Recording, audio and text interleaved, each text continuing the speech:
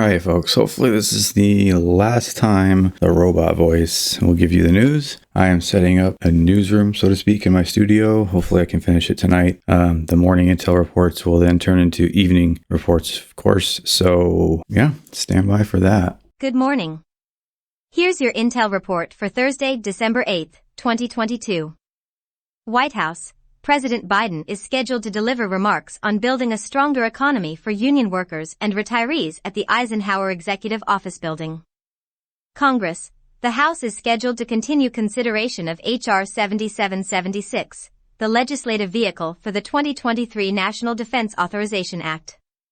The House is also expected to consider a bill to repeal the Defense of Marriage Act.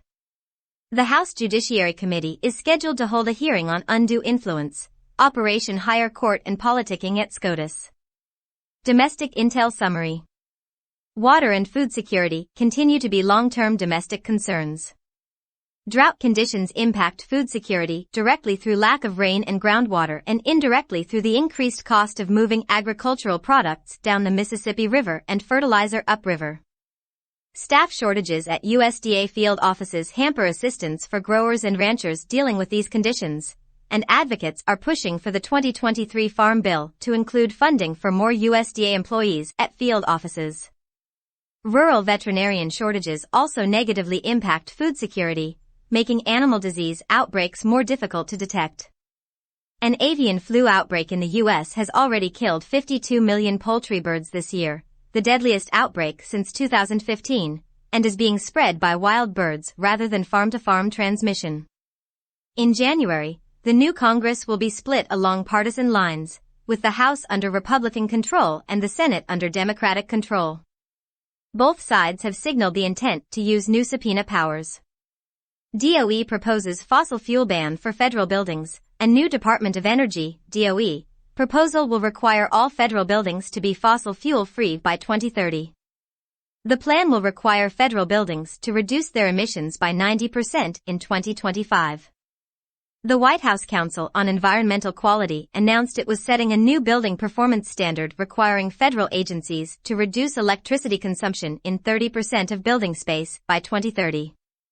USDA staff shortage hurts farmers. Senators urge USDA to help farmers and ranchers. The Farm Service Agency, FSA, at the United States Department of Agriculture, USDA, has 2,000 fewer workers than it did in 2006, a 40% decline. The Natural Resources Conservation Service, NRCS, is also experiencing staffing shortages. In a bipartisan letter to USDA Secretary Vilsack, 16 senators urged the USDA to support Western farmers and ranchers who are struggling with drought conditions. The letter also asks the USDA to address staffing shortages at the FSA and NRCS, stating that a lack of engineers and experts in water conservation has delayed projects for growers in the West. Rural vet shortages create food risk. USDA pushes to make beef industry transparent. According to a report commissioned by the Farm Journal Foundation, 500 counties across the U.S. have a shortage of food animal veterinarians. Report author Dr. Clinton Neal said the decline in rural food and animal veterinarians heightens the risk of food safety threats, animal disease outbreaks, and decreasing rural economic growth. The United States Department of Agriculture, USDA, is launching the Cattle Contracts Library pilot program aimed at making beef markets more transparent. Schumer, subpoena powers can be used against corporations. Senate Majority Leader Chuck Schumer, Democrat New York, told reporters that a 51-seat majority in the Senate will give committees more power, including the power to subpoena corporations. Schumer said that subpoena power can deal with corporate corruption, inequities, and other problems throughout the country but didn't specify companies or industries which would be subjected to scrutiny. Geostrategic Intel Summary. Peru's constitutional crisis, President out. Peru's Congress removed controversial President Pedro Castillo from power for moral incapacity to govern amid accusations of an attempted coup. The move comes hours after Castillo issued a presidential decree ordering the dissolution of the Congress and establishing a government of exception ahead of an expected impeachment vote.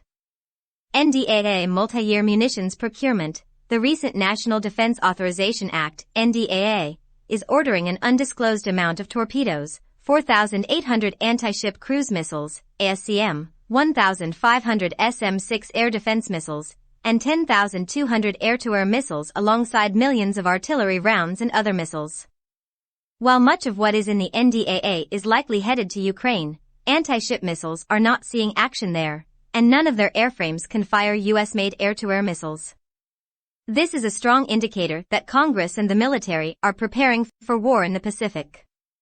Many of the anti-ship cruise missiles can be launched from the Mk-41 vertical launching system, which would greatly improve the combat capabilities of the Navy and our allies. Russia-NATO Situation Report. Russia digs in for long war in Ukraine. In a surprising display of candor, Russian President Vladimir Putin said he expected Russia's war in Ukraine would be a long process.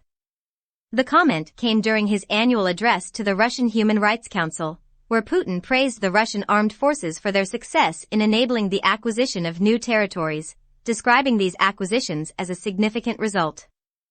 Putin invoked a comparison to Peter the Great, saying this success had fulfilled the ambitions of the 18th century Tsar to make the Azov Sea into a Russian internal sea. Putin maintained that no additional mobilizations would be needed, saying any discussion of another mobilization simply makes no sense, saying half of the 300,000 reservists previously mobilized were already deployed to Ukraine. Poland purchases hundreds of tanks from the U.S. Biden administration officials announced the approval of a new Polish defense acquisitions contract for U.S.-manufactured main battle tanks. The $3.75 billion contract would provide Poland with 116 M1A1 tanks, ammunition, and related equipment. U.S. State Department officials praised the deal as providing Poland's military with the means of successfully deterring adversaries and said the sale would support American foreign policy goals and national security objectives. Lithuania receives second set of armored trucks. Lithuania took delivery of the second set of 50 armored trucks yesterday. In total, Lithuania is set to receive 200 joint light tactical vehicles from American manufacturer Oshkosh. This is part of an overall trend of NATO allies rapidly arming up in response to Russia's invasion of Ukraine. UK promises Labour crackdown as border force joins Christmas strikes.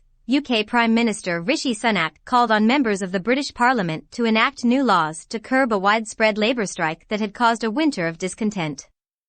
Sunak said that new tough laws were needed to protect the lives and livelihoods of the British public from the actions of unreasonable union leaders.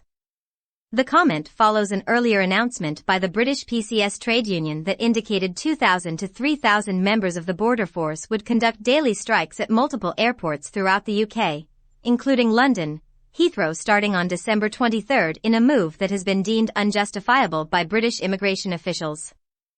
The walkouts would drastically reduce or eliminate passport control services at some of the world's busiest airports, disrupting more than 10,000 flights carrying an estimated 2 million people, according to figures provided by aviation analytics firm Cirium. China and Indo-Pacific Situation Report. U.S. doubles down on joint exercises near Korea. Speaking at a press briefing, U.S. National Security Council Coordinator John Kirby said the United States would continue to conduct joint defense drills designed to counter North Korean provocations. Kirby said the joint drills conducted by Japan, South Korea, and the United States were needed to ensure that the allied nations had the defensive capabilities to defend their interests in the region and put pressure on Pyongyang. Saying the U.S. was willing to hold diplomatic talks free of preconditions, Kirby called on Kim Jong-un to consider American offers to seek a diplomatic path to ensure the denuclearization of the Korean peninsula. China eases COVID restrictions. Chinese government officials announced the loosening of the country's infamous zero-COVID control measures following widespread anti-government protests. Changes announced by the National Health Commission are designed to ease the burden on the Chinese population by eliminating mandatory testing for domestic travel and allowing infected persons to quarantine at home if they have only mild symptoms.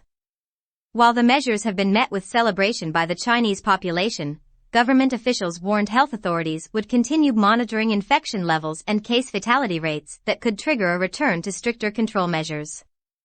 End report.